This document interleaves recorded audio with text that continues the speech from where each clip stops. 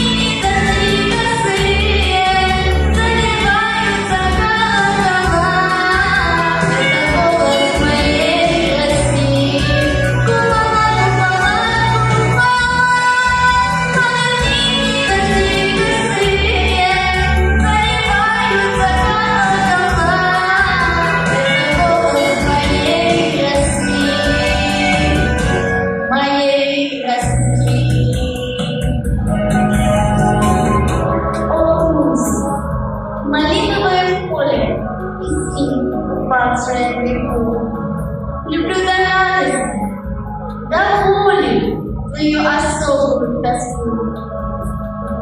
Холодный